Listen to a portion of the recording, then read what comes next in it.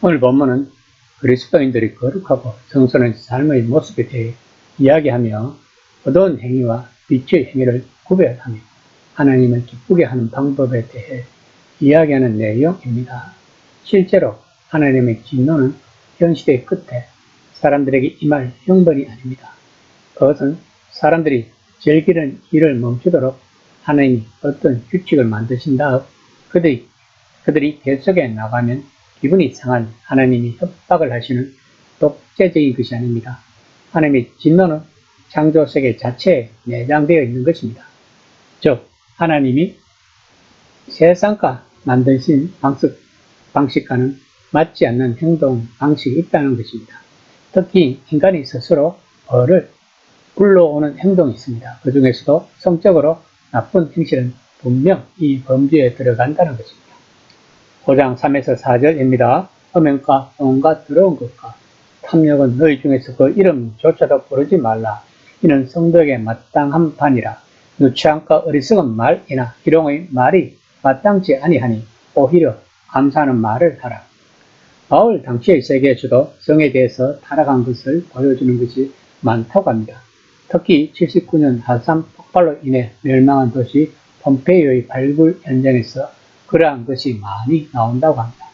또한 고대 도자기에 그려진 수많은 그림에서도 그런 것을 발견하기가 쉽다고 합니다. 특히 은밀한 입회식을 하는 몇몇 종교는 그 식에 성행위가 포함되었다고 합니다. 그것은 종교의 분위기를 기미하게 풍기는 매춘에 지나지 않았던 것입니다. 또한 성경험이 그들의 종교적 추구에서 필요한 것일 수도 있다고 생각했다고 합니다. 그러므로 깨우친 이들은 몸으로 하고 싶은 일을 할 수 있다고 생각했고 그것을 실행했다고 합니다. 이들은 자제해야 한다고 생각하는 사람들은 언제나 어둠 속에 있는 자들로 간주되었다고 생각했다고 합니다. 이것이 바울 시대의 성에 대한 문화적 배경이었음을 알면 본문 해석에 도움이 될 것입니다. 즉 바울은 시대의 주류를 따르지 말라고 하나님 나라의 백성답게 구별된 거룩한 사람으로 살아가라고 단호하게 말하고 있는 것입니다. 이것이 회개의 개념입니다. 바울의 처방은 명백합니다. 뉴스와 같이 온갖 미디어에서 나오는 외설적 이미지를 퍼붓는 현대 세계에서는 아주 도전적인 것입니다. 바울은 그것에 대해 언급하지 말라고 말합니다.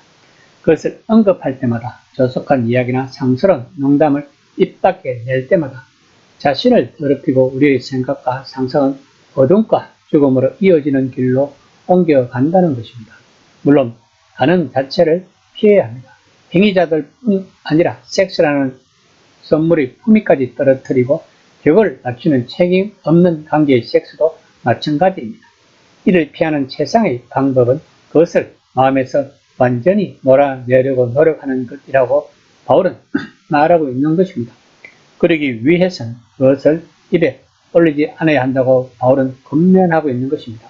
성도들은 오히려 감사와 찬양의 은으로 하나님께 영광을 돌리며 부끄러운 일에 참여하지 않도록 해야 한다고 권면하고 있는 것입니다.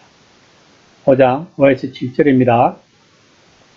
너희도 정녕 이것을 알거니와 음행하는 자나 더러운 자나 탐하는 자 곧 우상 숭배자는 다 그리스도와 하나님 나라에서 기업을 얻지 못하리니 누구든지 헛된 말로 너희를 속이지 못하게 하라.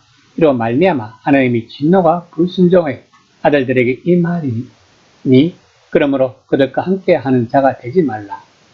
본문은 좀 당황스러운 부분이 있습니다. 그리스도와 하나님의 나라입니다. 그렇다면 이 둘은 어떻게 다를까요? 그 답은 고린도전서 15장 23에서 28절까지에서 찾아올 수 있을 것입니다. 바울은 메시아가 이미 세상의 왕으로 취임하셨다고 믿었습니다.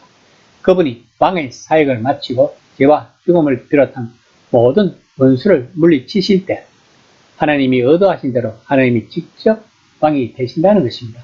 그렇다면 바울이 본문에서 의미하는 바는 그런 식으로 행동하는 사람들은 최종적인 나라를 상속받지 못한다는 뿐만이 아닙니다.